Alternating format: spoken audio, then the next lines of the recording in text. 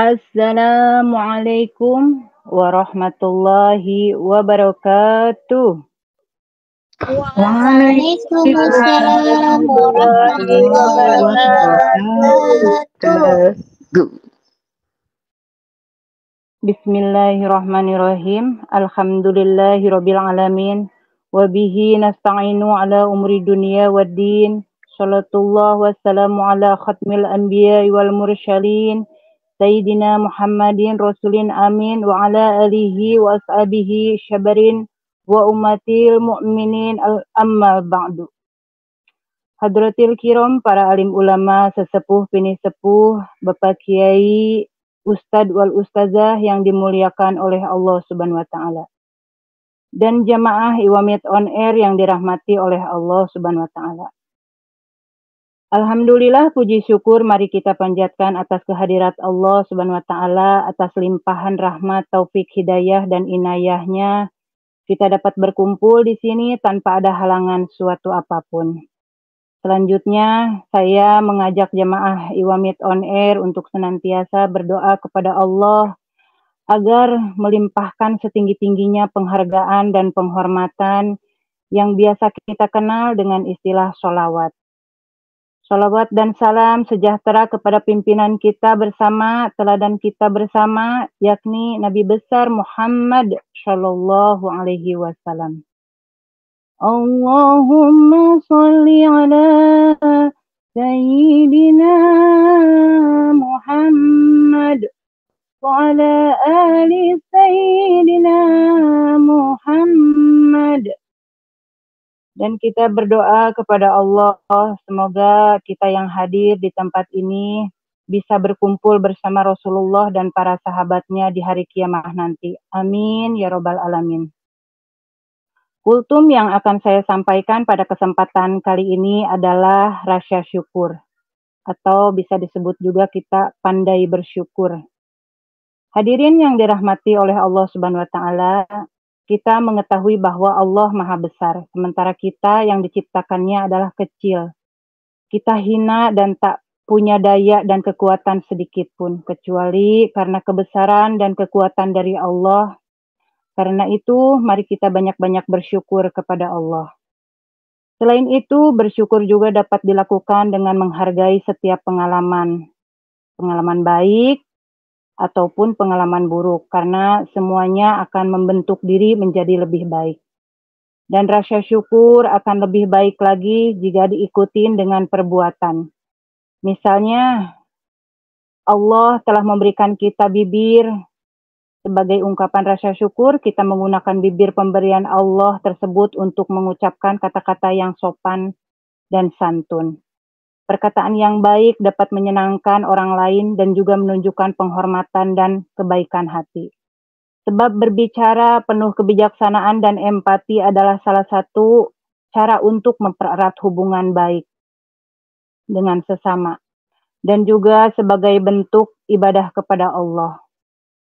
Allah Subhanahu wa Ta'ala berfirman dalam surah Al-Baqarah ayat 185, dan hendaklah bertakbir atas anugerah yang telah Allah berikan.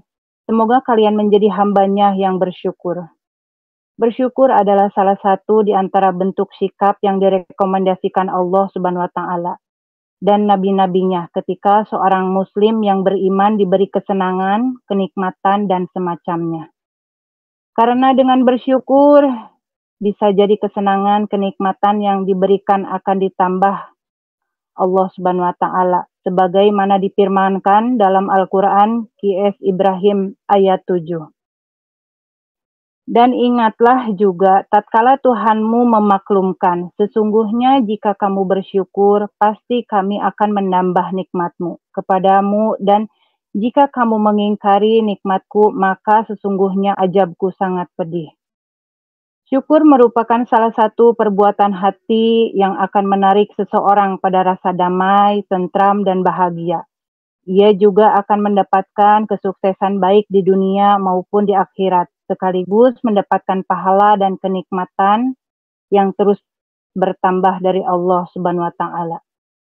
Jamaah Iwamit on Air yang berbahagia, sesungguhnya jika kamu bersyukur, pasti kami akan menambah kepadamu Jika kamu mengingkari nikmatku, maka sesungguhnya azabku sangat pedih. Inilah janji Allah. Dan ingat, Allah tidak akan pernah mengingkari janjinya. Sebaiknya ketika ditimpa kesusahan dan musibah, janganlah sampai berputus asa, apalagi bunuh diri, ibu-ibu. Melainkan kita harus tetap bersyukur dan bersabar. Lah, kok ditimpa musibah malah bersyukur? Ini contoh yang ada di dalam kehidupan saya ya ibu-ibu. Contohnya, saya dulu diuji dengan bertubi-tubi masalah di Indonesia. Dan sampai akhirnya saya memutuskan untuk pergi ke Taiwan. Nah, apa contoh terbesarnya rasa syukur yang telah saya dapatkan di Taiwan? Kalau saya tidak ke Taiwan, saya tidak akan pernah masuk Majelis Taklim Iwamid On Air ini. Dan di Majelis Taklim Iwamid On Air ini, saya bisa mendapatkan ilmu sebanyak-banyaknya. Dan jangan salah, jemaah semuanya, di balik kesusahan atau musibah yang telah menimpa tersimpan segudang bahkan lebih hikmah kebaikan. Marilah kita tutup kultum singkat ini dengan berdoa bersama-sama. A'udzu billahi minasyaitonirrajim. Bismillahirrahmanirrahim. Ya Allah, jadikanlah hari ini menjadi hari ampunan bagi segala dosa kami. Ya Allah, sucikanlah kami dari segala dosa-dosa. Dan bersihkanlah diri kami dari segala perbuatan tercela, iri, dengki, ria, sombong, dan takabur. Tanamkanlah keistiqomahan dan ketakwaan di dalam hati kami, ya Allah. Hiasilah diri kami dengan kesabaran dan kesucian. Rabbana atina fid dunya hasanah wa fil akhirati hasanah wa qina azabannar. Subhana rabbika rabbil izzati amma yasifun wa salamun alal mursalin walhamdulillahi rabbil alamin. Wabillahi taufiq wal hidayah wa ridha wal inayah. Wassalamualaikum warahmatullahi wabarakatuh. Waalaikumsalam warahmatullahi wabarakatuh. Untuk selanjutnya, saya kembalikan kepada Ibu Pemandu acara. Terima kasih. Ya.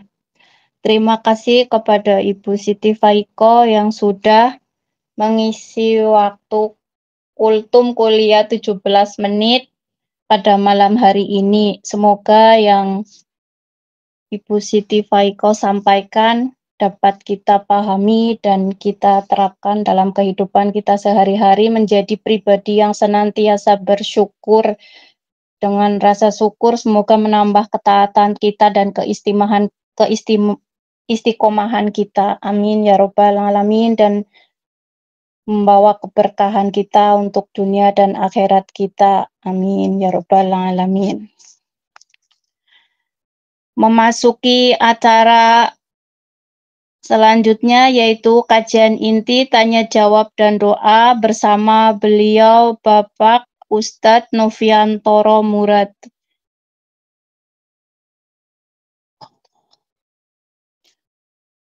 Kepada beliau Al Ustadz, tapi Tereng hadir Mbak Mawibun. hadir nggih. Makanya kula scroll nih kira ada. Nggih, pripun iku, Bu? Niki diserahkan dumateng pendidikan riyen nggih. Benda pengurus. Nggih. Ulfawati napa Nggih. Nah. Nggih. Monggo Kepada Bunda. Bunda, oh nggih. Atus Waktu nggih. dan- Oh nggih. Pripun, Bu? Nggak ada tambahan lagi, Bu, sambil menunggu Abah rawuh. Mungkin ada Monggo tambahan. bisa dilanjutkan dulu. Enggak. Mbak Bu Faika monggo dilanjut. Sambil nunggu ustadznya hadir. Dilanjut. Nggih, monggo kultumnya ditambahi. Bu, Ibu Bu Siti Faika. Faiko. Ya. Enten tambahan boten nggih? Ditambahi. Nggih. Nggih. mengisi waktu, Bu. Sebentar. Mengisi waktu ya. Waktunya.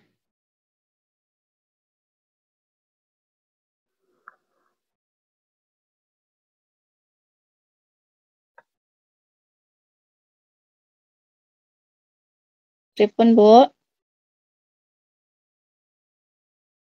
Sebentar. Nggih dirantos kedap nggih jamaah. Ngapunten. Oke.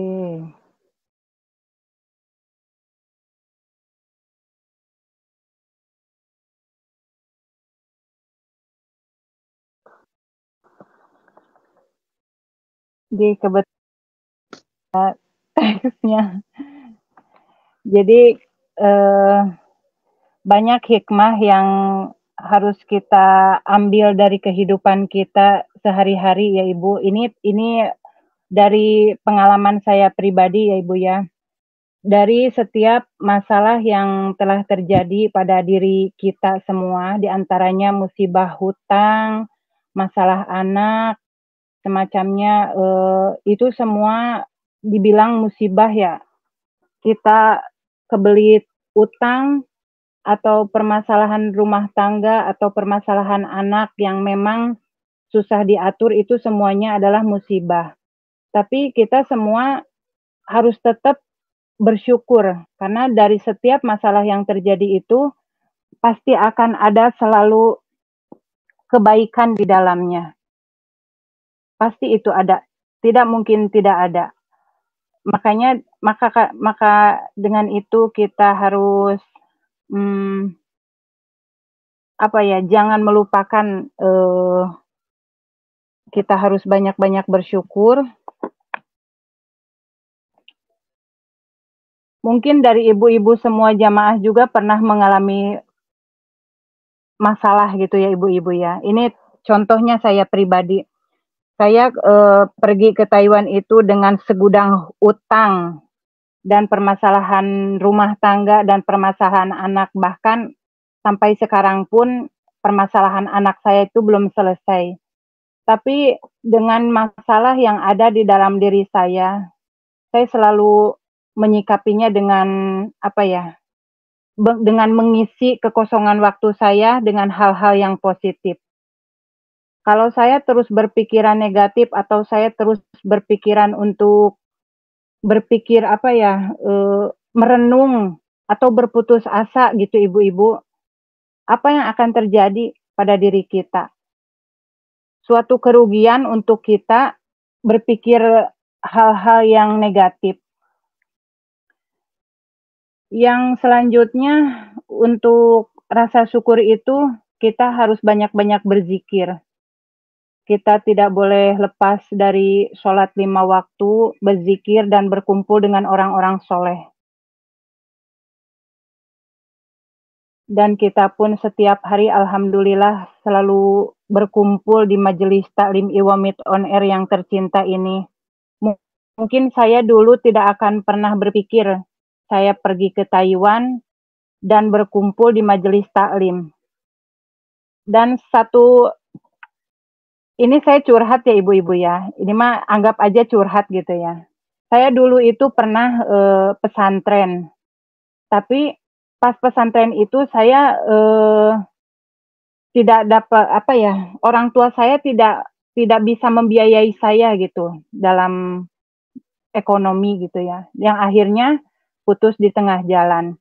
Dan setelah berumah tangga saya tetap ingin belajar ngaji, mungkin ngaji bisa, tapi untuk tajwid atau untuk yang semacamnya saya nggak bisa sama sekali. Tapi tetap saya selalu berusaha untuk mencari ilmu pada ustadz gitu ya. Tapi karena namanya di kampung, saya mencari ilmu sambil mikirin resiko sehari-hari untuk makan, untuk jajan anak atau untuk segala macamnya. Jadi tidak fokus ya, ibaratnya kurang fokus aja gitu. Nah, setelah saya pergi di Taiwan di sini, alhamdulillah gitu ya, Allah memberikan hidayah gitu ya. untuk saya belajar di Majelis Taklim Iwamid On Air ini. Dan alhamdulillah di majelis ini saya menemukan sesuatu yang dulu saya cari.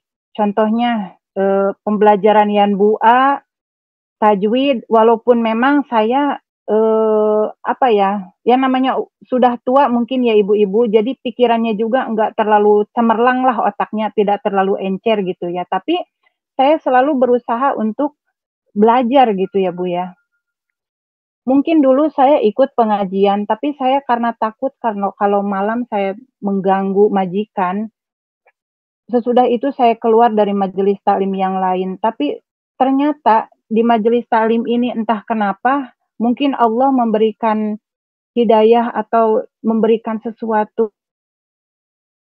Alhamdulillah sampun rawuh, monggo kita aturkan salam bersama-sama, dibuka mic-nya semuanya. Assalamualaikum warahmatullahi wabarakatuh. Waalaikumsalam warahmatullahi wabarakatuh. Alhamdulillah, monggo Kinara Ustaz. Monggo Bu MC. Memasuki acara selanjutnya yaitu kajian inti, tanya jawab dan doa bersama beliau Al-Ustadz Noviantoro Murad. Namun sebelumnya mari jamaah buka mic-nya bersama-sama. Sebelum beliau memulai acaranya, terlebih dahulu kita bersolawat kepada baginda Rasulullah Shallallahu Alaihi Wasallam. Shollu ala Nabi Muhammad. Allahumma sholli wa barik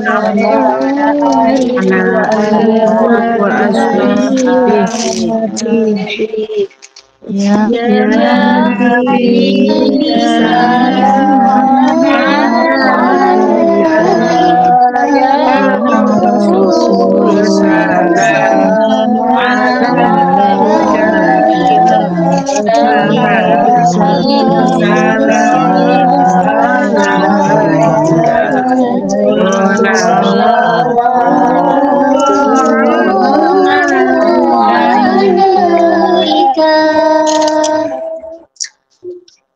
Allahumma sholli wa sallim wa barik alaihi wa ala alihi wa ashabihi. Kepada beliau Al-Mukarram Al-Ustadz Noviantoro Murad, waktu dan kesempatan dengan hormat saya persilahkan. Monggo Ustadz. Terima kasih. Bismillahirrahmanirrahim. Assalamualaikum warahmatullahi wabarakatuh. Waalaikumsalam warahmatullahi wabarakatuh. Innal hamdalillah nahmaduhu wa nasta'inuhu wa nastaghfiruh wa na'udzu billahi min shururi anfusina wa min sayyiati a'malina. May yahdihillahu fala mudilla lahu wa may yudlilhu fala hadiya lahu. Asyhadu an la ilaha illallah wahdahu la syarika lah wa asyhadu anna Muhammadan abduhu wa rasuluh. Allahumma salli wa sallim ala sayyidina Muhammadin wa ala alihi wa ashabihi wa man tabi'ahum bi ihsanin ila yaumiddin. Faqalahu ta'ala fil Qur'anil azim, a'udzu billahi minasy syaithanir rajim. Bismillahirrahmanirrahim. Ya ayyuhan nasu taqu rabbakumul ladzi khalaqakum min nafsin wahidah wa khalaqa minha zawjaha wa batha minhuma rijalan katsiran wan nisaa wattaqullaha alladzi tasaaluna bihi wal arham innallaha kana 'alaikum raqiba. Ya ayyuhalladzina amanu ittaqullaha wa qulu qawlan sadida yuslih lakum a'malakum wa yaghfir lakum dzunubakum wa may yuti'illaha wa rasulahu faqad faza fawzan 'azima. Ya ayyuhalladzina amanu ittaqullaha haqqa tuqatih wa la tamutunna illa wa antum muslimun. Shadaqallahul azim. Amma ba'd. Alhamdulillahirabbil alamin. Segala puji bagi Allah Subhanahu wa taala azza wa jalla pada kesempatan di malam hari ini. Insyaallah kita diberikan keberkahan oleh Allah Subhanahu wa taala masih bisa kita menghadiri majelis ilmu ini. Semoga Allah Subhanahu wa taala memberikan keberkahannya kepada kita semua insyaallah. Allahumma amin. Salawat dan salam semoga senantiasa tercurah limpahkan kepada kedua hasanah kita, baginda Rasulullah Muhammad sallallahu alaihi wasallam. Allahumma salli wa sallim wa barik alaih. Semoga kita mendapatkan syafaat yang kita nantikan, yang kita harapkan dari beliau sallallahu alaihi wasallam. Insyaallah fi yaumil akhir insyaallah. Jamaah Simponi Malam Majelis Taklim Iwamid on Air yang insyaallah dirahmati oleh Allah Subhanahu wa taala. Pripun kabarnya? Sehat? Alhamdulillah.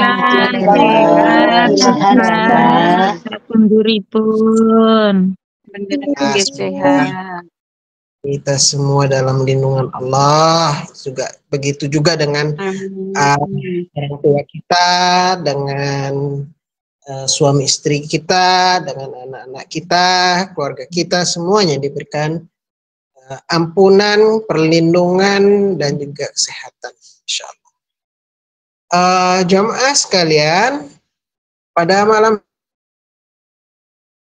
membahas mengkaji tentang sampaikan oleh pengurus kepada saya pribadi, tolong disampaikan terkait dengan rasa syukur. Ya. Oke, syukur itu apa? Ya. Syukur kalau dalam bahasa Arab itu ya kalau bahasa kitanya terima kasih sebetulnya. Ya, bersyukur itu berterima kasih dengan kita memuji, ya, gitu. Ya, jadi kalau secara istilah syukur itu maknanya adalah mengakui dan menyadari sepenuhnya bahwa segala nikmat yang kita peroleh itu berasal dari Allah Subhanahu wa taala. Kita sadari dulu, kita akui dulu. Setelah itu kemudian kita memuji, ya, memuji nikmat dan si pemberi nikmat itu. Setelah itu kita gunakan nikmat itu pada tempat dan jalan yang diridhoi oleh Allah si pemberi nikmat itu. Ya, jadi syukur itu adalah kita menyadari dulu, ya, kita sadari. Contoh. Biar paham dulu ini ibu-ibu, ya, contoh, misalnya kita bisa melihat, kita bisa ngomong, kita masih hidup, kita sadari dulu, oh ini ada nikmat hidup, ini ada nikmat melihat, ini kita masih diberikan nikmat untuk berbicara. Kemudian setelah sadari, oh ini ternyata nikmat toh. Kenapa? Karena banyak orang yang nggak sadar, ya. Kalau itu nikmat, ada banyak. Ya. Setelah kita menyadari, maka kita kemudian memuji. Memuji zat yang memberikan nikmat itu. Dengan apa? Bikaulina alhamdulillahi rabbil alamin. Alhamdulillah. Ya. Hamdan, hamid itu adalah pujian. Ya, segala puji lillah kepada Allah, Rabbul Alamin, Rabb semesta alam. Jadi setelah kita menyadarinya, jamaah, yang kedua kita apa? Memuji. Ya, maka lafaz syukur itu adalah Alhamdulillahi Rabbil Alamin. Itu. Ya, lafaz syukur adalah Alhamdulillahi Rabbil Alamin. Setelah itu kita pakai nikmat itu untuk cara yang diridhoi oleh Allah. Ya, mata kita, telinga kita, kesehatan kita, anggota tubuh kita pakai untuk ibadah, kita pakai untuk melakukan kebaikan. Syukur itu tidak bisa menggunakan nikmat untuk misalnya mencuri, itu bukan syukur. Karena syukur nggak mungkin menempatkan menggunakan nikmat itu dengan cara yang sesat, dengan cara yang salah, pada tempat yang salah. Kita diberikan nikmat sehat, kemudian kita ajojing ke diskotik. Atau mungkin kita berjudi tempat judi. Atau main-main di tempat rumah bordil misalnya. Itu bukan syukur. Karena syukur nggak mungkin kayak gitu. Syukur itu setelah kita memuji, maka kita gunakan syukur, kita gunakan nikmat itu untuk hal-hal yang diridai di jalan Allah Subhanahu wa Ta'ala. Ya, sehingga para ulama itu kemudian mengukur syukur itu ada 3 rukunnya. Ya, tiga rukunnya. Sama kayak misalnya sholat itu ada rukun-rukunnya. Artinya kalau satu nggak ada, sholatnya batal. Sama syukur itu ada 3 rukunnya. Apa itu? Yaitu adalah bil qalb dengan hati, bil lisan dengan lisan, dan juga dengan bil jasad, dengan anggota badan. Ya, tuh. Jadi syukur bil qalb, syukur itu yang pertama harus dengan hati. Artinya kita mengakui, kita meyakini bahwa semua nikmat, baik besar, baik kecil, datangnya hanya dari Allah Subhanahu wa Ta'ala. Ya. Kemudian syukur bil lisan, memuji tadi dengan mengucapkan alhamdulillahi rabbil alamin. Segala puji bagi Allah yang memberikan nikmat ini, yaitu Rabbul Alamin. Artinya kita menikmati dan mengakui nikmatnya secara lisan, secara verbal. Kemudian juga baik jasad, ya, dengan jasad kita. Kita curahkan nikmat yang diberikan, kesehatan, nikmat harta, nikmat ilmu, nikmat waktu, untuk taat dan beribadah kepada Allah Subhanahu wa Ta'ala. Bapak Ibu sekalian yang diberkahi oleh Allah Subhanahu wa Ta'ala, maka kita setelah tahu, oh syukur itu kayak gitu. Kenapa kok begitu? Karena kita pahami, karena kesyukuran itu adalah wajib. Syukur itu wajib. Nggak boleh kita menjadi seorang hamba yang nggak pandai syukur. Ya, syukur bagi kita semua, ya jamaah ibu-ibu, ya bapak-bapak. Hukum syukur itu apa hukumnya? Wajib. Ya? Kita wajib syukur. Nggak boleh syukur kali-kali aja syukur, habis itu nggak syukur. Nggak boleh. Syukur itu hukumnya wajib. Kenapa? Pertama, karena perintah langsung dari Allah Subhanahu wa Ta'ala. Ya, tuh. Maka kalau biasanya di seorang khotib itu ketika di akhir khutbah itu ngomongnya begini kalau saya jadi khatib. Ya. Fazkurni azkurkum washkuruli wala takfurun. Itu, ya.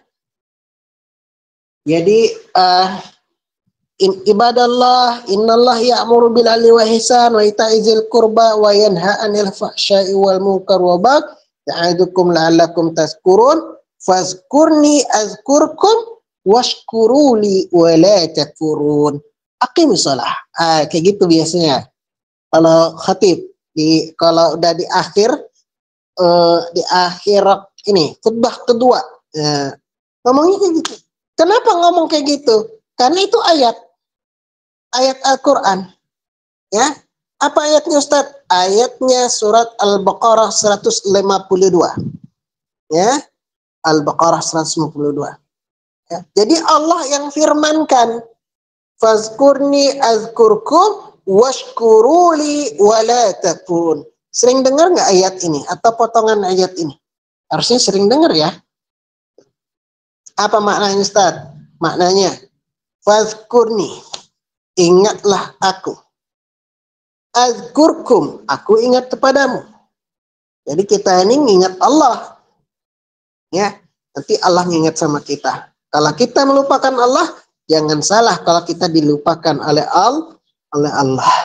Ya, nah, kita harus ingat kepada Allah. Bagaimana caranya? Salat. Ya, salat. Innani anallah la ilaha illa ana fadbudni wa aqimus salata li dzikri. Li dzikri.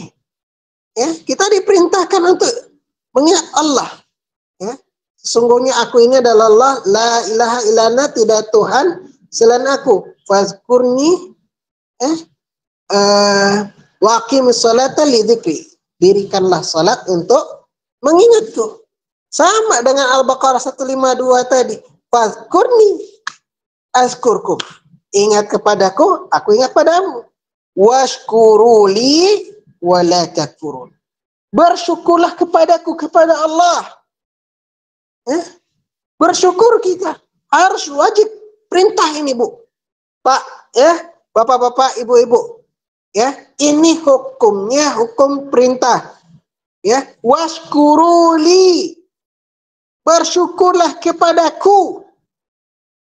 Ya, dan ada setelah perintah itu ada larangannya. Apa? Wala takfurun. Jangan jadi orang yang ingkar nikmat.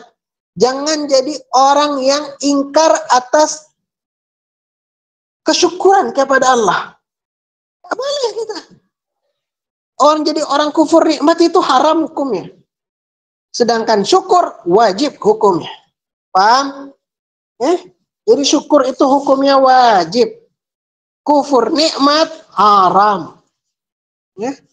Mengkufuri nikmat Allah haram. Ya.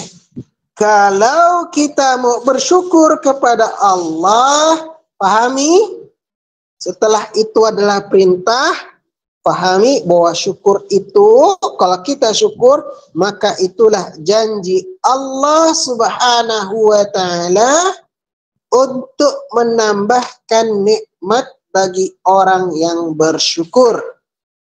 Ya, Allah Subhanahu wa Ta'ala katakan, ya, di dalam surat Ibrahim, ya, ayat 7. Mungkin ibu-ibu, bapak-bapak sering sampaikan nih, la in syakartum la azidannakum wa la in kafartum inna azabi lasyadid. Ya. Kalau dari awal ayat, pangkal ayatnya itu, wa ita'adanu rabbukum la in syakartum la azidannakum wa la in kafartum inna azabi lasyadid. Ya, ingatlah Allah itu, ya, Rabbmu memaklumkan, la in syakartum la azidannakum.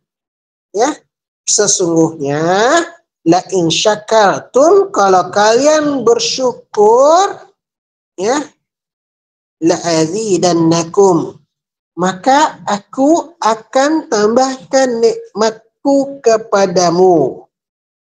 Ya, tapi wala in kafartum, kebalikannya, yaitu kufur nikmat. Kalau kalian kufur nikmat, ya, inna azabi lasyadid, sesungguhnya azabku itu sangat berat.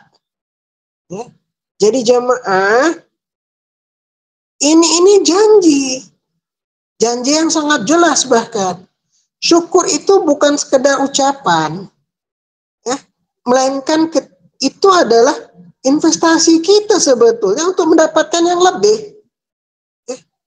Banyak-banyak kita bersyukur. Alhamdulillahirabbil alamin. Sederhana, ya. Sederhana saja, yaitu apa? Alhamdulillahirabbil alamin. Ya. Jamaah sekalian insyaallah dirahmati Allah Subhanahu wa taala, maka apa yang kita punya mesti kita syukuri walaupun hanya sedikit. Ya. Walaupun hanya sedikit. Jadi orang yang pandai bersyukur. Jamaah sekalian, misalnya yang di Taiwan saat ini, kalau dibandingkan antara muslim sama non-muslim, mana yang lebih banyak? Non-muslimnya kan? Ya. Tapi tetap istiqomah pengajian, istiqomah untuk melaksanakan sholat. Untuk apa itu?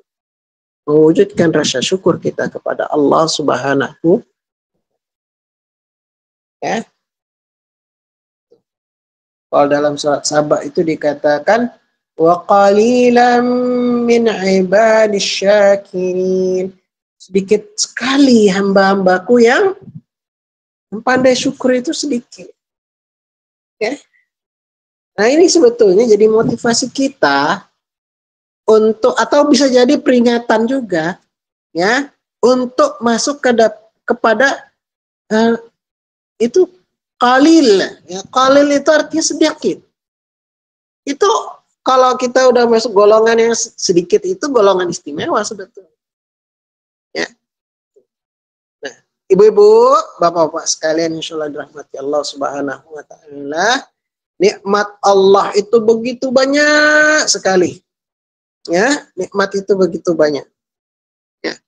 Bahkan disebutkan 2 kali sebetulnya dalam Al-Qur'an. Ya, wa in ta'uddu nikmatallahi la tuhsuha. 2 kali dalam Quran itu disebutkan. Wa in ta'uddu nikmatallahi la tuhsuha. Apa artinya, Ustaz? Kalau kalian mencoba untuk menghitung nikmat Allah, ya, maka dan tidak akan, ya. Wa in ta'uddu nikmatallahi la tuhsuha. Tidak akan pernah kalian sanggup untuk menghitungnya. Artinya nikmat Allah itu tidak terhitung. Ya, itu dalam surat An-Nahl itu. Ya, ada dua ayat. Ain ta'uddu nikmatallahi la tuhsuha. Nikmat Allah itu enggak terhitung. Ya, mata kita yang bisa melihat, telinga kita yang bisa mendengar, udara yang sedang kita hirup saat ini, itu adalah nikmat yang sering kita lupakan. Bahkan mohon maaf ya jemaah, hal yang mungkin sepele, hal yang mungkin tabu misalnya. Ya, apa Ustaz? Kentut. Kentut. Coba ibu nggak kentut 1 hari 1 malam. Ayo, nikmatnya nggak kentut 1 hari 1 malam. Misalnya, masuk rumah sakit itu. Ya kan? Jadi ada, ya, ada orang yang masuk rumah sakit karena apa? Itu malu kalau tabu malah. Ini Pak dokter, kenapa masuk rumah sakit? Enggak bisa kentut dari kemarin malam. Masya Allah jemaah. Bahkan bisa kentut aja nih. Nikmat luar biasa. Ya. Apalagi udara yang kita hirup ini. Ya. Apalagi kesehatan yang Allah berikan kepada kita. Ya, kita diberikan anak-anak yang soleh-solehah. Kita diberikan tempat tinggal. Kita diberikan pasangan hidup yang soleh, solehah.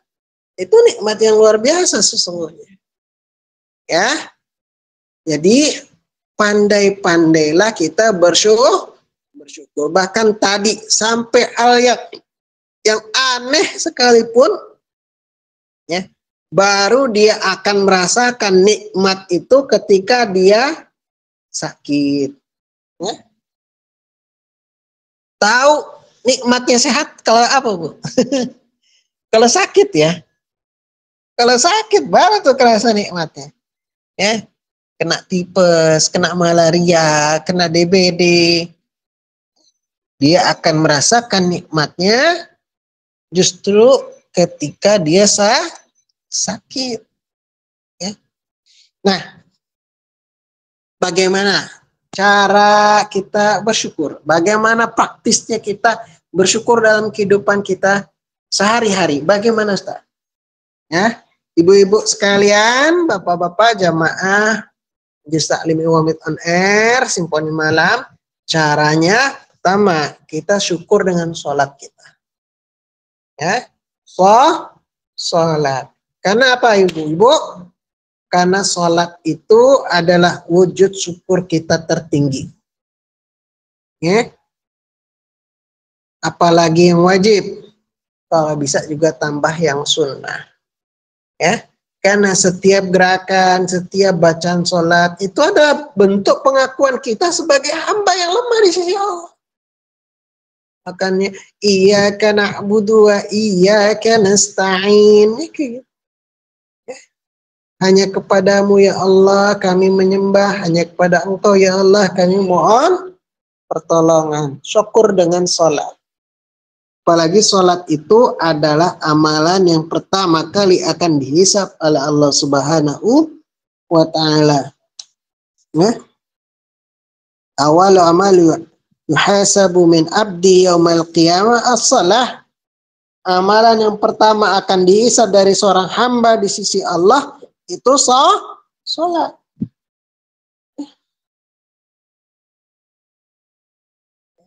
Jadi hamba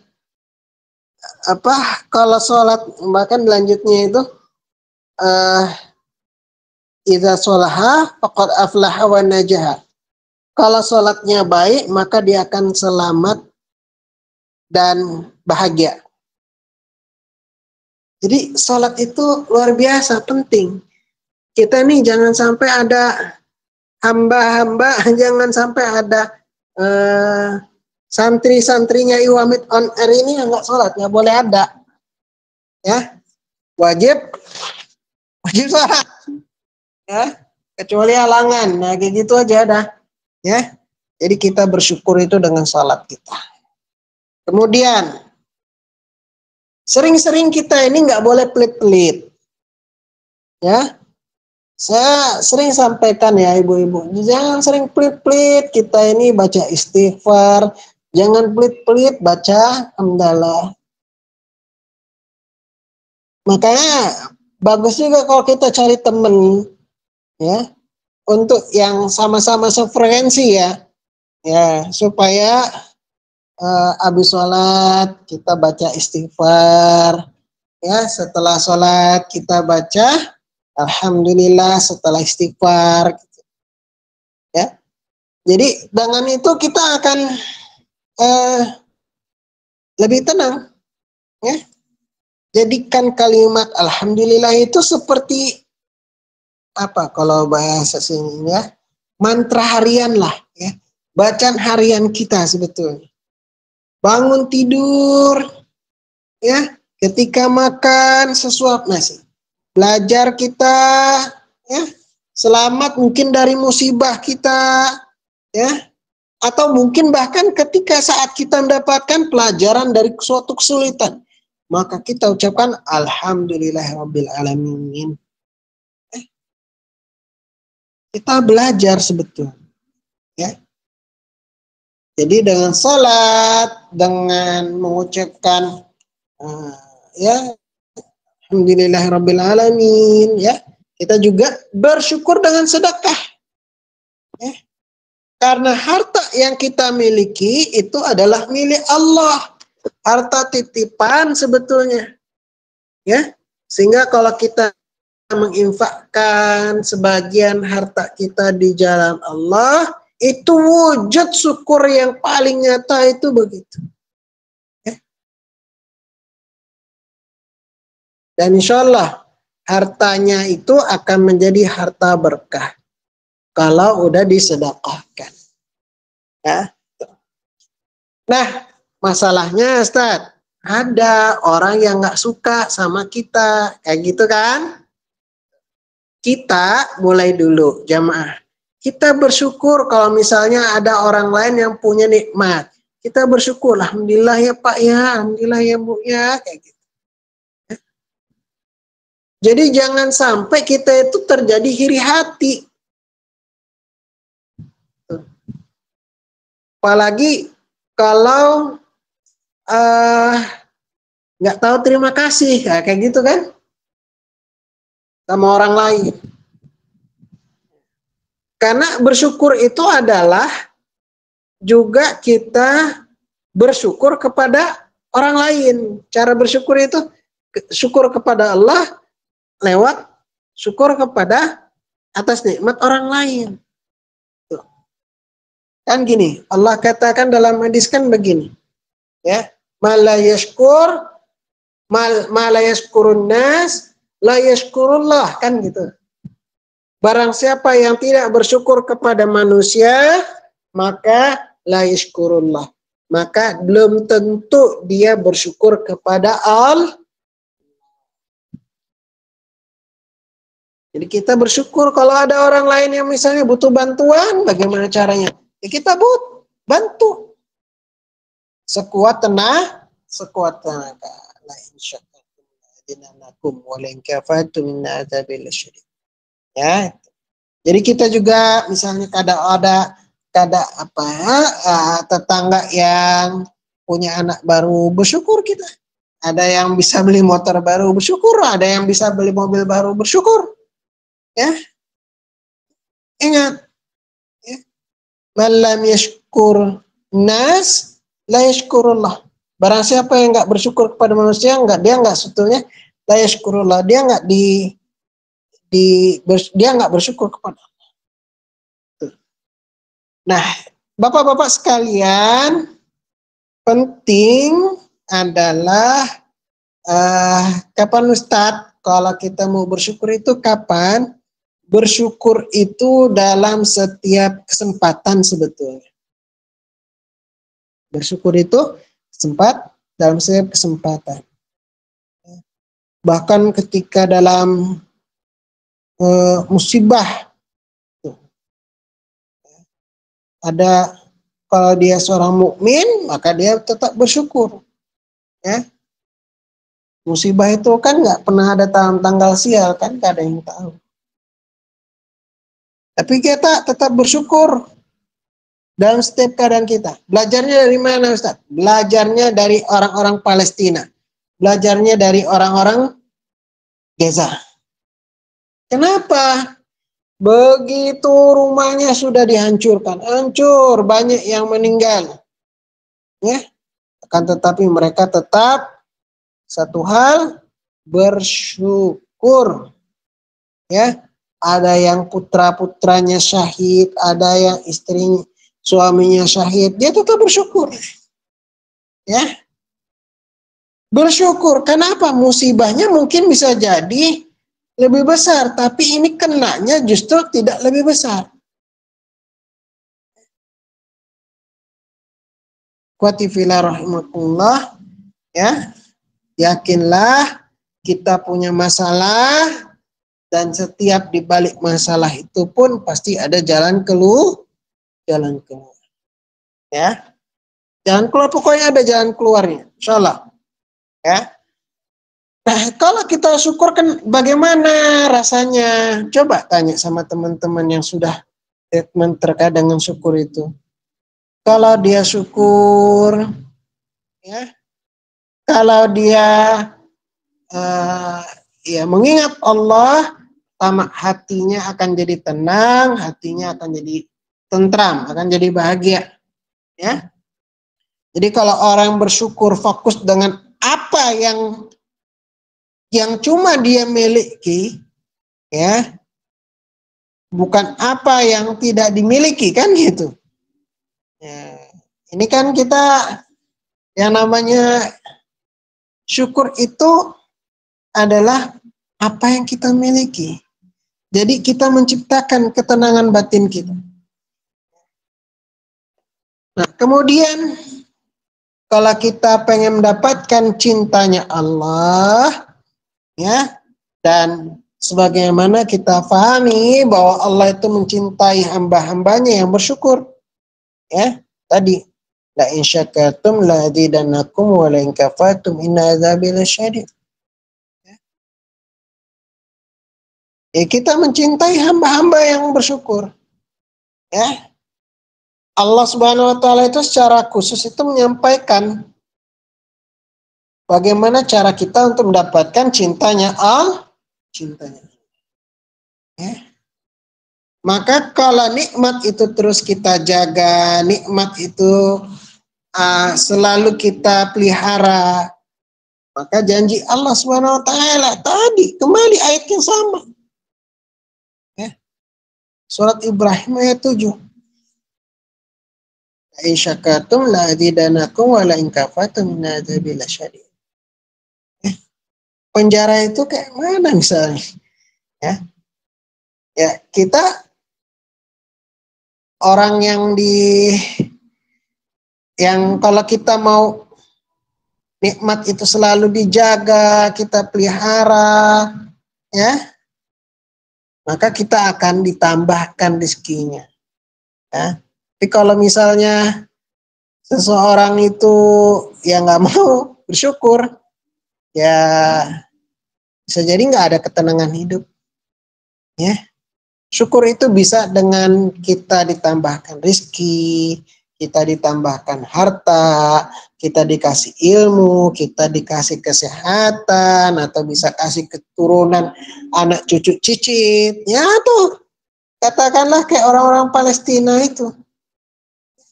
Tetap bersyukur, maka mereka akan mendapatkan kebahagiaan di akhirat.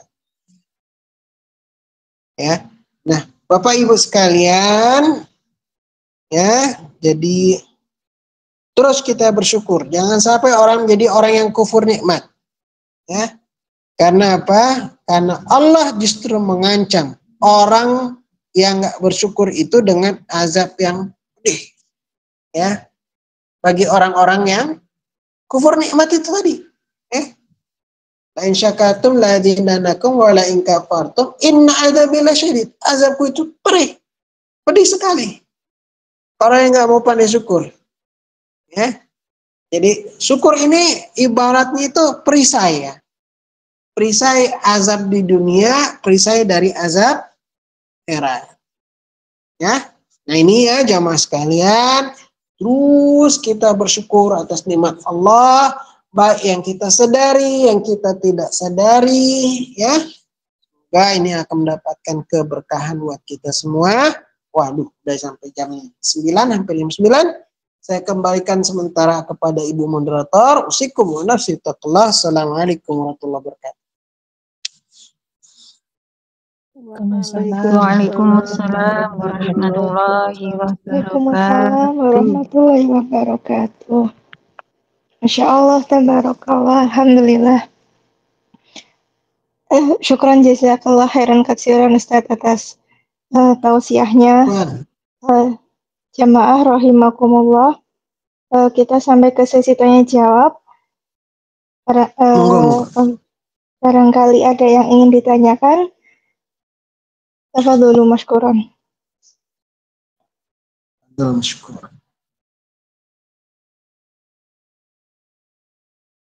Yuk, tanya.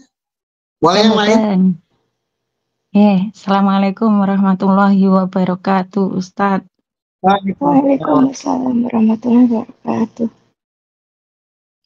Mohon maaf mau bertanya.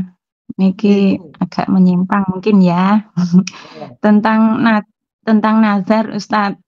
Butuh pencerahan. Gini, saya itu sering dalam diam itu terbersit gitu, Ustadz. Tapi tidak sampai terucap lewat mulut gitu, nggih. Cuma dalam hati seperti itu. Contoh ini ya, cuma contoh. Kadang ada yang pinjam uang gitu ya. Terus ya Allah, jika itu nanti dikembalikan, saya itu pengen ngasih ke anak yatim seperti itu. Contoh ini ya. Itu apakah harus itu termasuk nazar apa bukan seperti itu. Mohon pencerahannya. Matur nuwun nuwun. Wassalamualaikum warahmatullahi wabarakatuh.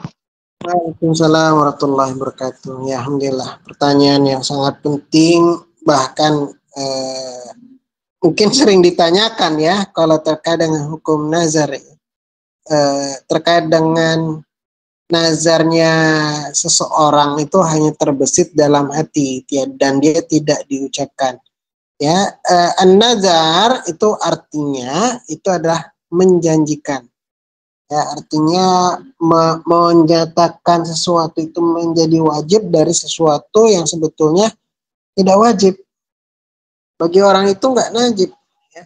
Saya nanti kalau mau misalnya umroh, mau potong kambing misalnya kan gitu. Misalnya umroh potong kambing. Jadi umroh, sebelum umroh dia potong kambing dulu. Nah, itu jadinya nazar. Ya, karena diucapkan ya, saya nazar ya. Saya mewajibkan, artinya mewajibkan atas diri sendiri ibadah yang pada asalnya tidak wajib. Ya mungkin karena sebab-sebab tertentu. Misalnya kayak tadi, Pak, kalau dia bayar hutang, artinya hutangnya banyak misalnya. Atau misalnya gini, mungkin punya anak kan ya, punya anak ya. Kalau anak saya lulus ujian, saya nazar buat saya puasa 3 hari, ya gitu. Ya. Nah, aslinya puasa 3 hari itu kan bukan kewajiban. Dia bukan puasa wajib. Tapi karena dia menjadikan itu wajib buat dirinya, karena kondisi itu tadi, jadi wajib. Nah, terkait dengan hukum nazar dulu ya Bu ya, saya sebelum nyentuh ke pertanyaan. Jadi hukum nazar itu sebetulnya adalah ulama sejatinya kalau terkait dengan nazar itu perbuatan yang makruh sebetulnya nazar itu. Dikit-dikit nazar, dikit-dikit nazar. Itu makruh, arti makruh itu kan dibenci. Ya, bahkan ada yang ulama mengatakan hampir mendekati haram. Karena apa? Kata Rasulullah SAW itu begini, nazar itu nggak bisa mendatangkan suatu kebaikan, nggak bisa juga nolak keburukan. Nazar itu dikeluarkan untuk orang yang bakhil supaya dia sedekah. Nah, gitu.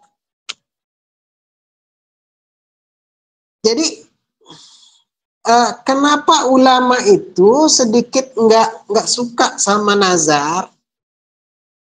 Karena nazar itu seolah-olah memaksa Allah untuk ngabulin permohonannya kan? Padahal namanya takdir itu kan sudah ditetapkan misalnya. Ya sebetulnya itu kan hanya alat untuk memeras. Ya, nazar itu alat untuk memeras, terutama orang yang pelit supaya mau infak. Gitu. Nah, kalau status nazar itu hanya terbesit di hati, kalau dia tidak diucapkan, ya, maka hampir, jadi gini, nazar itu yang hanya dalam hati, nggak diucapkan, itu tidak sah, itu tidak mengikat, tidak disebut nazar. Kenapa? Karena tidak diucapkan, karena hanya terbesit dalam hati saja. Ya. Kalau mazhab mayoritas ulama dari mazhab Imam Asy-Syafi'i, dari mazhab Imam Hambali, dari dari mazhabnya Maliki juga, ya. Jumhur lah. Ya, jadi memang dia harus diucapkan. Ya. Harus diucapkan dan harus mengikat. Artinya gini, kalau ibu mau nazar, bukan nazar ya, terbesit hati saja ya, terbesit hati. Ini kalau orang ini bayar utang, saya mau traktir misalnya kayak gitu. Ya, padahal nggak pernah diucapin, beda kalau diucapkan. Nah itu pun jadi nazar. Tapi kalau tidak diucapkan, dia tidak sah, dia tidak mengikat. Ya, paham ini ya? Apa dalilnya? Nggih. Ya, dalilnya. Jadi kalau akad itu kan karena ada sesuatu ya. Tuh. Jadi kayak akad itu kan ada akad nikah, ada akad jual beli ya. Maka ada namanya sigat ya. Saya terima, ya, saya nikahkan anak saya, itu sigat ya. Ada jual beli lah Saksi gitu ya. penghulu. Ya itu kan dari wali kepada si laki-laki disaksikan oleh penghulu. Nah, itu menunjukkan komitmen kan, ya kan? Saya nikahkan si Fulanah binti Fulan anak saya sendiri dengan kamu, ya kan? Maka itu hatinya nggak cukup cuman main hati aja, amal hati itu nggak cukup untuk melahirkan suatu kewajiban hukum, itu nggak cukup ya. Jadi harus ada komitmennya, harus ada niatnya. Paham ya? Jadi bisikan hati yang tidak diucapkan, ya itu termasuk kategori yang dimaafkan. Ya, tuh. Allahu a'lam bishawab. Sebaiknya kita menghindari. Jangan dikit-dikit nazar. Halo semuanya. Semuanya ya, dengerin ini ya. Sebaiknya menghindari nazar. Kalau nazar itu bisa dihindari. Jangan sampai seolah-olah kita itu maksa kepada Allah supaya dikabulkan dengan kita bilang ini nazar. Jangan. Ya. Nah, balik. Kalau nazarnya hanya dalam hati saja, itu udah ngikat. Ya. Itu udah ngikat juga. Jadi karena pikiran manusia itu kan liar ya. Ya bisa aja dia melakukan sesuatu tanpa sebab. Sengaja yang terbesit misalnya, Allah kalau saya dapat ini saya sedahkan seluruh gaji guru saya gitu kan. Nah itu kalau itu ngikat. Nah, jadi nggak wajib lah sebetulnya, nggak wajib ya.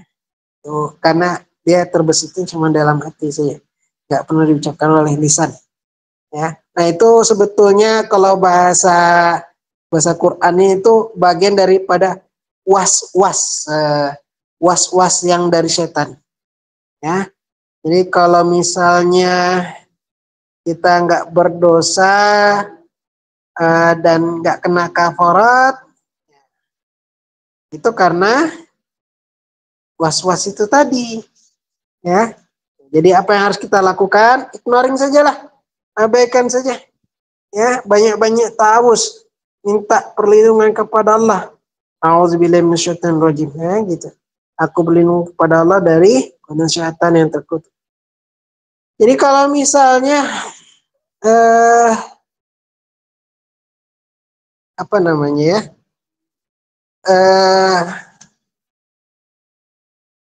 Ya kita inilah ya, nazar itu kalau bisa dihindari lah ya, intinya gitu. Allahu a'lam bishawab. Demikian. Ada lagi pertanyaan? Gitu. Terima kasih Ustadz atas jawabannya. Nah, sama-sama. Yuk. Mungkin pertanyaan yang lain atau kembali bertanya? Baik Pak Ustadz, Assalamualaikum warahmatullahi wabarakatuh. Waalaikumsalam warahmatullahi wabarakatuh. Ini ya Pak Ustadz, ini pertanyaannya lain dari isi kajian malam ini ya Pak Ustadz. Ya biasa itu. Oke. Ya Pak Ustadz, tentang pernikahan ini. Ada sebagian saya orang itu menanyakan kapan nikah. Karena kalimat itu kan sudah sering kali dipertanyakan di kehidupan sehari-hari lah. Kadang juga ada yang bilang haram atau apa? Yang haram apa nikah? Ya. Kapan nikahnya? Itu haram. Lanjut. Terus di pihak saya punya bapak maksa saya untuk nikah karena ada kenal-kenal gitu seorang laki-laki. Tapi saya terbesit di hatinya itu nggak adanya sama sekali menikah sampai ke tahun ini 3-4 tahun lagi lah Pak Ustadz insya Allah. Ya. Karena bapak saya itu masa gitu. Saya bilangnya ya bukan bapak yang batera rumah tangga sama itu lelaki. Saya yang tinggal satu rumah gitu kalau udah menikah. Karena saya sekarang kan belum mau menikah gitu. Apakah di situ Ya. saya gimana Pak Ustadz? Nggak enak juga gitu soalnya orang tua. Coba sekali lagi Bu, ulangi lagi Bu, biar jelas Bu. Kayak ada ini, ulang lagi sekali lagi. Nah gini, soalnya bapak saya maksa Nah, saya menikah, tapi saya nggak mau menikah gitu. oke. Ya, Kenapa bilangnya Bu? nanti saya diambil diambil sama Allah lah. Ini takutnya dipergi duluan gitu, belum belum apa ya sempat apa menikahkan anak perempuannya gitu Pak Ustadz. Dan saya bilang jangan kayak gitulah ngomongnya gitu. Maksa ya gitu Pak Nah, Ustadz, tapi saya nggak mau gitu loh. Bagaimana Kak cara saya menanggapinya seperti itu Pak Ustadz? Apa saya dosa atau gimana gitu? oh, jadi ibu belum mau nikah gitu ya? Belum mau Udah nikah Pak nikah ya? Ustadz, tapi dipaksa sama bapak gitu. Ya nggak apa-apa kan? Tapi saya Hah? tapi Ya, saya ya, nggak ya. mau Pak Ustadz dipaksa gitu, makanya saya nggak mau pulang gitu. Masih gadis Oh, Bapak ini. oh, jadi ibu nggak mau pulang gitu? Kayak saya agak bingung, apa ini? Iya, Oke, oke, makanya oke. dipaksa nikah Pak Ustadz, disuruh saya pulang lah, nikah gitu kan saya nggak mau. Lagi saya Oh, ada sedikit nadanya bentak Pak Ustadz, ada sedikit keras di oh, situ ngomongnya gitu. oke, saya juga bingung. Hukum di pasar nikah lah intinya Iya, gitu ya ya. kebanyakan kan pertanyaannya nikah kan apakah di situ pertanyaannya itu hukumnya haram apa gimana Bapak Ustadz? Ya enggak lah, masa nikah hukumnya haram? Enggak. Iya, karena Oke, kebanyakan saya gini ya. lagi dengar gitu Pak Ustadz. Ya gini ya. Jadi pernikahan itu kan dibangun atas dasar ridho, saling ridho ya. Ada rasa kerelaan, dia itu ada terkait dengan ketenangan, sakinah, ada mawadahnya, ada cinta kasihnya, ada rahmahnya, ya, kasih sayang dari Allah. Jadi prinsip utama akad nikah itu adalah ridho kedua calon mempelai. Nah kalau misalnya pertanyakan, mungkin perlu dipertanyakan dulu ada calonnya atau tidak kan gitu. Iya, ya. Ya, makanya saya bingung Ada Pak tadi. Ustadz, insya Allah ada. Sekarang insya Allah lagi tugas di Papua, tahun depan insya Allah maunya nikah gitu. Tapi saya kan belum siap Bapak Ustadz gitu. Kenapa belum siap?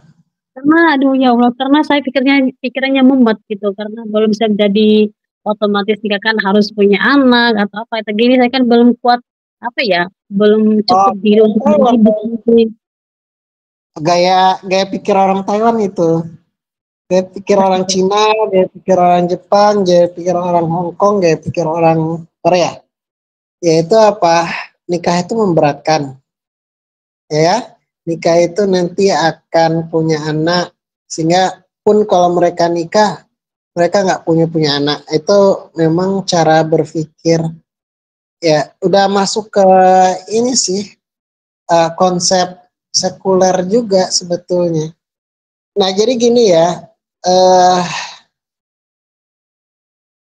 kalau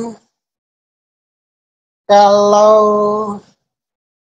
ini kan kemauan orang tua sebetulnya ya, nggak bisa juga kita ya orang tua walaupun begitu mereka punya niat yang baik ya sebetulnya, niat yang baik untuk kita. Cuman sebetulnya masalahnya adalah kesiapan kita ya. Ibu kan yang siap atau nggak siap, yang ngejalanin kan ibu juga kan. Kalau ditanya beda kalau misalnya belum punya calon, nah kan bingung gimana nggak punya calon disuruh nikah nggak punya calon, nah itulah baru bingung. Tapi kalau disuruh nikah udah ada calonnya, terus selama ini ngapain gitu misalnya terlalu dibiarkan begitu lama dengan proses pacaran, maaf misalnya, terlalu lama dengan proses pacaran itu jadinya itu belum halal. Yang halal itu adalah nikah memang. Tapi jujur ya Pak Lama, Ustadz ya, selama ini jarang ngomong, jarang komunikasi karena saya juga orangnya nggak mau terlalu komunikasi atau sering telepon. Kadang-kadang 1 bulan itu ada 1-2 kali lah. ya, tapi kan ada rasa juga kan. Ya. Memang Aduh saya itu Ustadz, bingung juga rasanya itu sekejap saja, nggak sampai 1 bulan itu udah hilang rasanya itu. Nggak tahu juga kenapa. pokoknya saran saya ini istiqoroh dulu. Ya Ya, Allah. istiqoroh. Jadi apa sih yang kita kejar ini, apa sih Pak kita kejar, mohon maaf ya, ini kan berkaitan dengan rasa syukur juga. Karena Iya Pak kita ini Ustadz. yang dikejar kita ini kita tidak mensyukuri apa yang kita punya, tapi ngejar apa yang kita nggak punya gitu. Ya kan? Ini berkaitan dengan rasa syukur juga. Kadang ini Ibu ya, Pak, Bapak Ibu, kita ngejar apa yang nggak kita punya, tapi kita yang kita punya itu nggak kita sadari kalau kita punya, ya, orang tua gitu ya, yang sedikit kita ngejar yang banyak, kayak mohon maaf, kenapa sampai kerja bertahun-tahun di luar negeri, ya kan kayak gitu ya, Iya Pak Ustadz. kerja bertahun, sama yang udah senior. Udah puluhan-tahun. Ya mungkin kita pengen dapat yang banyak gitu. Karena ada memang rasa takut misalnya saya juga kan gitu dulu. Ya udahlah pulang aja, Insya Allah ada aja rezeki. Memang jauh berkurang, ya berkurang jauh. Tapi ya kita syukuri dulu dengan apa yang kita punya. Ketimbang kita dulu misalnya berpikir birrul walidaini itu bisa dengan kirim duit gitu. Ternyata yang namanya birrul walidaini itu lebih enak itu adalah kita benar-benar ngurus orang tua. Kan? Nah, jadi dalam urusan pernikahan harus ridho sama ridho ya. Ya balik lagi ya, harus ridho sama ridho. Kemudian apalagi kalau izin. Kalau janda itu kan dinikahin kalau ini ya kan. Karena seorang janda itu kata Rasulullah, seorang janda itu tidak dinikahkan kecuali dimintakan pertimbangannya, dan gadis itu tidak dinikahkan sesuai kalau diminta izinnya, kan gitu. Sahabat bertanya, ya Rasulullah bagaimana izinnya seorang gadis itu? Apa kata beliau? Diamnya. Jadi kalau diam itu artinya mau dinikahin. Ya. Tapi kalau janda, izinnya harus dinyatakan dengan jelas, harus verbal, harus perkataan. Mau nikah nggak Bu? Mau, harus bilang mau, jangan diam. Kalau diam, kalau janda berarti nggak mau. Ya, kebalik justru. Kalau janda itu harus bilang, mau nikah nggak? Mau, harus ada omongan. Ya kalau gadis, izinnya itu bisa sama dengan diam. Mau nikah nggak? Diem, dia malu-malu. Nah, ini menunjukkan rasa malu ya, menunjukkan rasa ridho sebetulnya. Cuman diamnya di sini ya, dia menunjukkan persetujuan ya, bukan dia karena takut, bukan karena tertekan ya.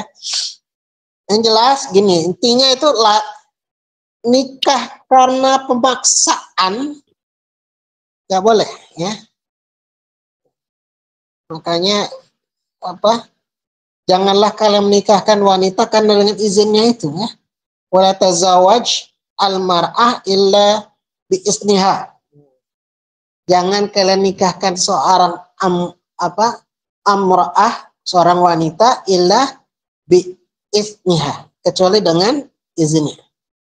Ya, jadi kalau ibu udah siap nikah ya. Tapi kalau orang tua ini aja sih sebetulnya dimusyawarahkan aja. Enaknya itu dimusyawarahkan saja ya.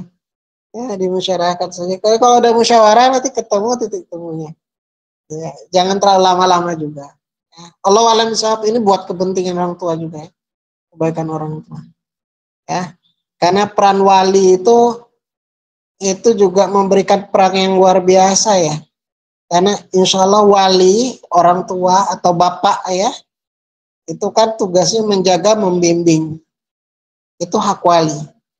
Termasuk wali juga berhak untuk menolak calon penantu yang dinilai nggak sekufu, nggak seimbang, mungkin dari segi agamanya, moralnya, nggak sholat, ya, boleh-boleh aja.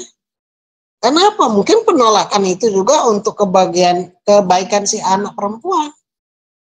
Misalnya nolak calon yang nggak sholat, nolak calon yang suka mabuk, nolak yang jelas-jelas nggak tanggung jawab. Gitu.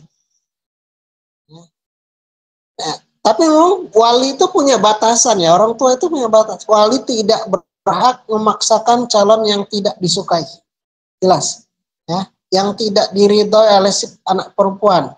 Misalnya karena alasan materi, pengen dinikahin, nah, itu subjektif semua.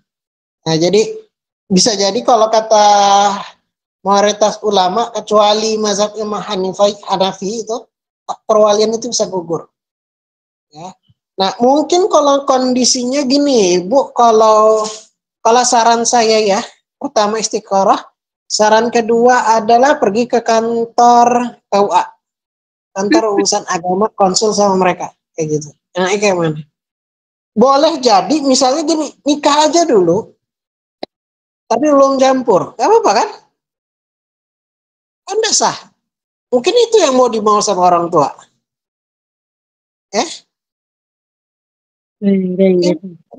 Orang tua itu pengen melihat, mumpung dia kan nggak tahu umurnya, mungkin udah tua gitu ya. Penting saya tuh udah nikahi anak-anak semua, apalagi kalau bungsu gitu. Semuanya udah diberesin. Ketimbang orang tua itu melihat ini anak saya kok dibiarkan begitu lama pacaran, zina itu. Dan dia kena akibatnya. Makanya dengan maksud yang baik itu tadi, udah kamu nikah aja, ya, nikah aja walaupun terpisah, nggak masalah, halal udah. Karena itu ada konsekuensinya, konsekuensinya orang tua itu kena juga. Ya. Jadi bukan berarti anak yang berbuat orang tua nggak kena tanggung jawab, orang tua kena tanggung jawab juga. Ya, banyak juga orang tua yang orang tua itu yang nggak sadar itu, anaknya dibiarin pacaran, dosa itu, orang tuanya kena itu. Nah mungkin orang tua itu nggak mau kayak gitu, anaknya pacaran, orang tuanya kena dosa mengalir. Ya, Allah alam bisawab ya. Seperti itu contoh. Oke, ada lagi? Ya, Pak Ustadz, terima kasih atas pencerahannya, insya Allah. Oke. Assalamualaikum warahmatullahi wabarakatuh. Waalaikumsalam warahmatullahi wabarakatuh. Maaf Ustaz, saya punya 2 pertanyaan ini tentang pernikahan ya. Tentang pernikahan. Saya dengar itu kemarin kalau seorang istri meminta cerai pada suami tidak akan bisa mencium surga. Tapi seorang istri bisa minta cerai. Dan pertanyaan pertama saya, apakah seorang istri kalau seorang istri yang tersakiti kan boleh minta cerai? Boleh. Oke. Pertanyaan saya, apakah seorang istri yang meninggalkan suami itu juga tidak bisa mencium surga karena dia itu sudah tersakiti? Oh, tersakiti. Iya. Sudah minta cerai tapi tidak dicerai, jadi jalan satu-satunya meninggalkan beliau karena tersakiti. Pertanyaan satu niku nggih, apakah tidak bisa mencium surga? Yang kedua pertanyaannya, niki kan seorang istri niki belum dicerai dan belum ditalak, ngeten nggih. Terus apakah seorang istri ini akan tetap selalu jadi istrinya seterusnya sampai talak itu ada, gitu. Terus dosakah jika seorang istri itu ada seseorang yang menemaninya hari-harinya, karena dia masih statusnya masih seorang istri, belum ditalak, gitu. Tapi seorang suaminya itu sudah menikah lagi. Itu pripun? Apakah seorang istri ini berdosa? Gitu. Kalau sudah ada yang menemani, sedangkan suami sudah menikah lagi. Gitu. Ustaz sampun. Terima kasih atas jawabannya. Tenun.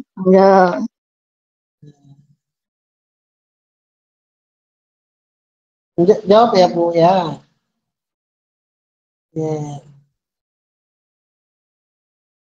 Oke ya, Ibu Bapak semua yang insyaallah dirahmati Allah Subhanahu wa taala.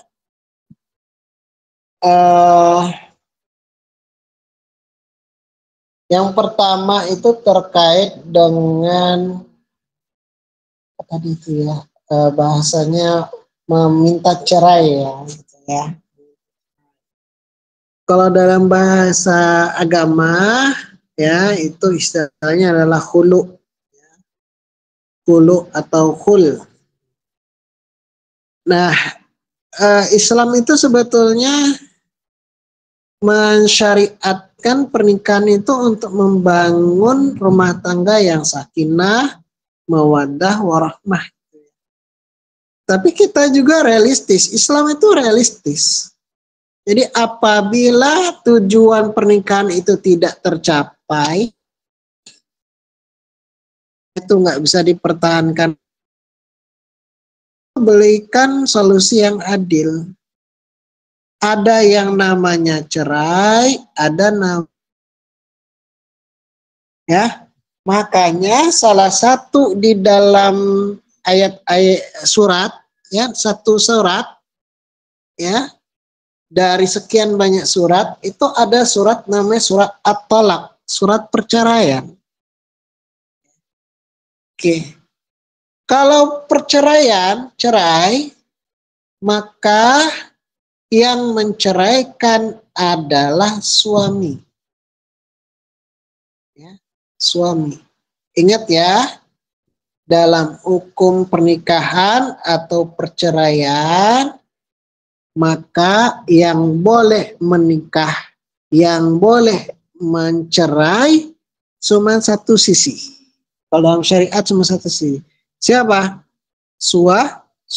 Suami Berhak mencerai, menikahkan, suami berhak mencerai. Istri nggak bisa. Mau ngomong 1000 kali tak cerai kau, tak cerai kamu, tak pegat kau nggak jadi, tetap nggak jadi. Kenapa? Karena biasanya perempuan itu lebih mendahulukan emosinya, ya, emosinya lebih dahulu biasanya daripada logika. Makanya kalau laki-laki itu biasa mikir 2 kali dulu. Nah, sedikit ada yang kayak gitu ya. Biasanya mikirnya 2 kali kok. Nggak tahu kalau laki-laki kan juga beda-beda. Ya. Supaya untuk menjatuhkan cerai itu hati-hati memang. Ya, makanya hak prerogatif cerai itu cuma di satu sisi. Ya, itu adalah suami. Makanya realistis itu tadi. Ya. Nah, cerai itu yang menyampaikan adalah si suami. Kalau khulu itu dalam bahasa itu artinya melepas. Khul itu melepas. Ya. Khul itu perceraian yang diinisiasi oleh istri dengan cara dia memberikan sejumlah tebusan. Namanya iwat. Tebusan kepada siapa? Pengadilan agama yang itu diberikan kepada si suami sebagai ganti dari perceraian. Ya. Jadi ada tebusannya, iwat itu tadi. Jadi kalau dalam khulu, istri nebus dirinya untuk ikatan pernikahan. Hukum asalnya mubah, boleh. Ya, tuh. Nah,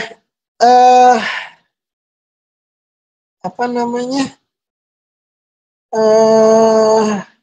Jadi dulu gini, ada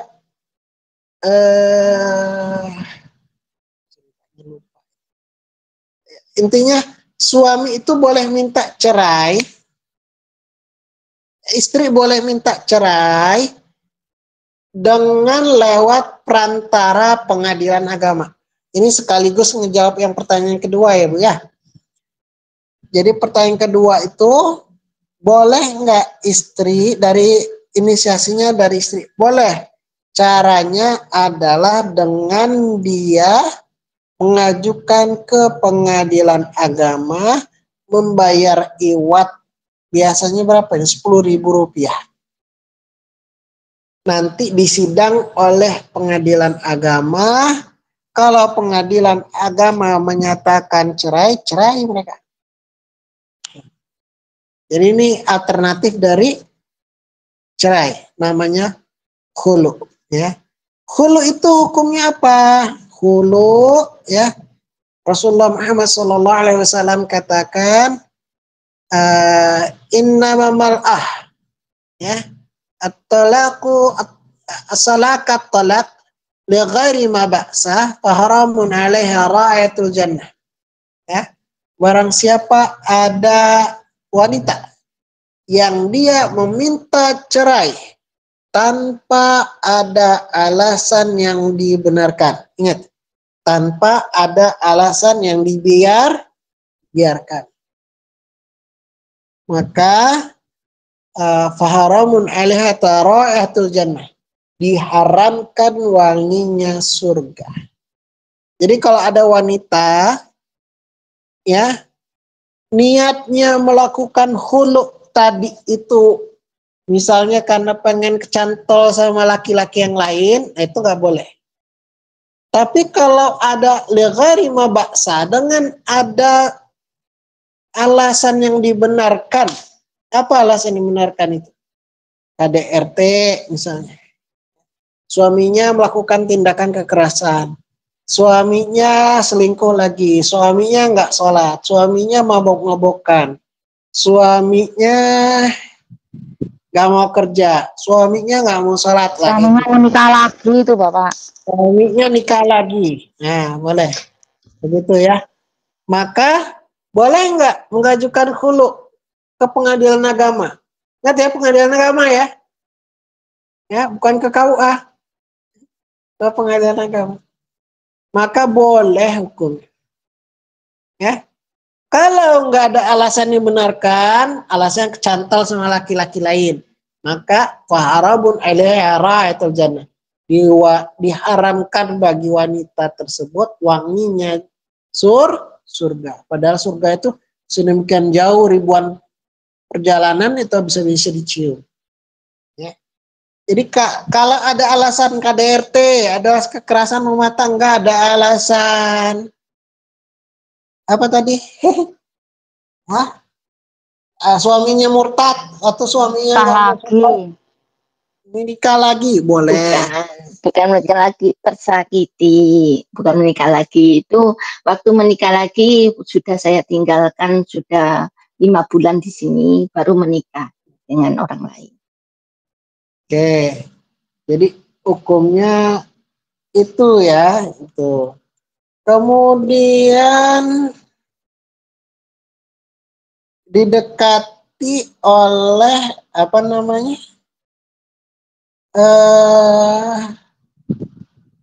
Wanita dilekati oleh laki-laki lain gitu ya. Kalau si wanita tadi itu, wanita tadi itu enggak pernah ngurus ke pengadilan agama. Ingat ya, jalurnya kemana tadi? Jalurnya pengadilan agama, bukan pengadilan biasa.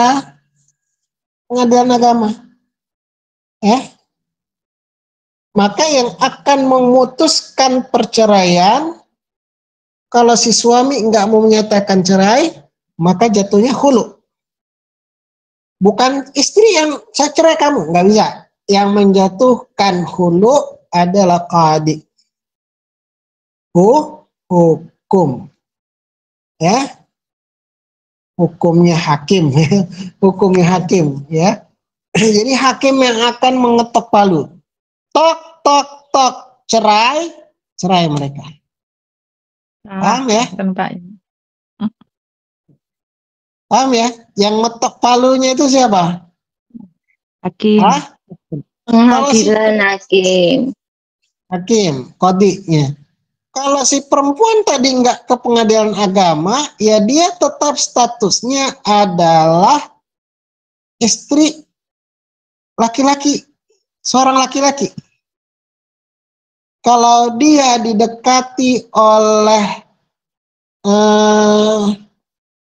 laki-laki yang lain, ya laki-laki yang lain, maka hukumnya apa?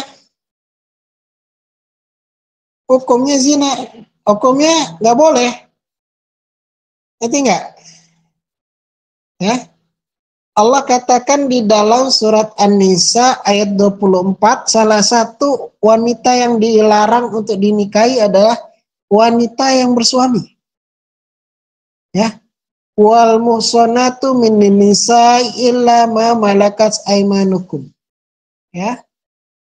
Yang diharamkan nikah itu adalah perempuan bersuami.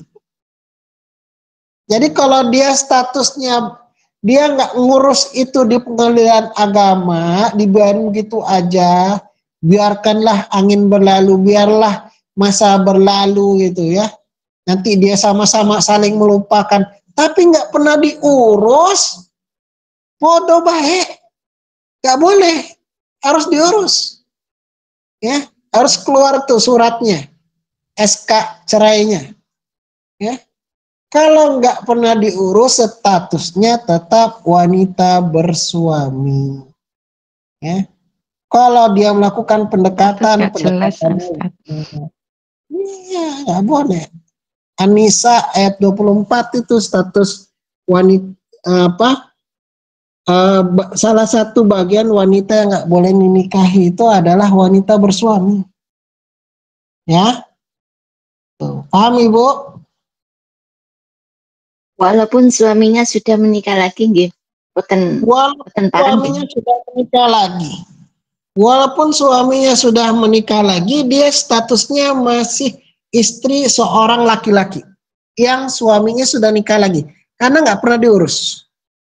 Mau 10 tahun dia tetap istri.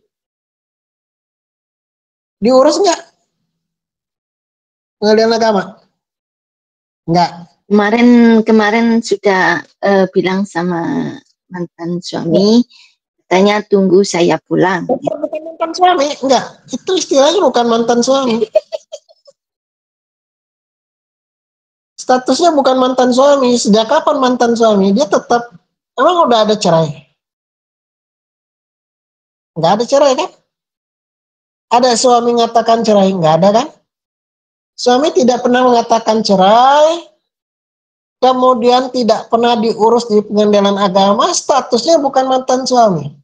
Statusnya suami. Paham, Bu? Kenyataannya begitu. Katanya suruh tunggu pulang ya kan, Ustaz. Ya, bukan tunggu pulang.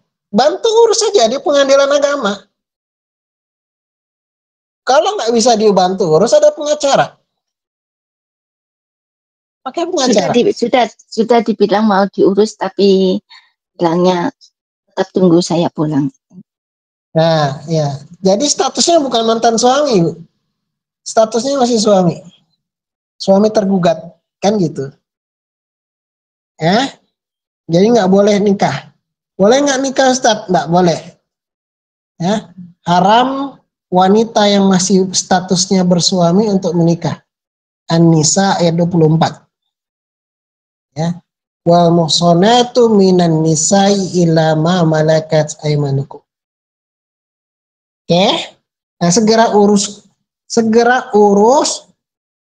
di pengadilan agama. Setelah keluar SK-nya, ketok palulah si kadi itu, hakim itu. Tok, tok, tok, diputuskan sudah bercerai si Anu dengan si Anu. Maka ada kewajiban yang namanya menunggu masa khulu. Menunggu masa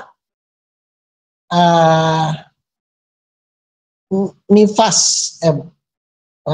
menunggu masa idah, ya. Paham Bu masa idah? Masa idah itu masa wanita yang cerai atau ditinggal istri, suaminya masih hidup misalnya. Berapa lama masa idah? 3 bulan, 92 hari. 3 kali suci. 90. Berarti yo 3 bulan. Berapa kali? 3 kali. 3 kali suci. Udah pernah kan di 10 hari. saya dulu masa idah?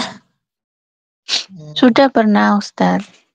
Ya, jadi kalau wanitanya pernikahannya itu cerainya itu dikarenakan cerai suaminya masih hidup, buka Al-Baqarah 228. Ya, Al-Baqarah 228 itu wa mutallaqatu yatarabbasuna bi anfusihim salasata quru'. Nah, gitu kan. Wanita yang ditolak itu maka dia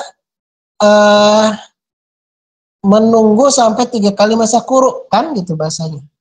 Jadi kalau 3 kali masa quru' itu 3 kali masa suci. Kalau dia karena apa? Karena ibu masih haid nggak sih?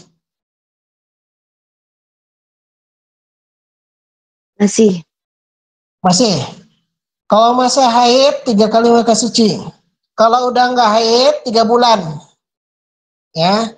Surat At-Talaq ayat 4 kalau nggak haid lagi. Ya. Atau termasuk wanita yang belum datang bulan. Nah, itu juga 4.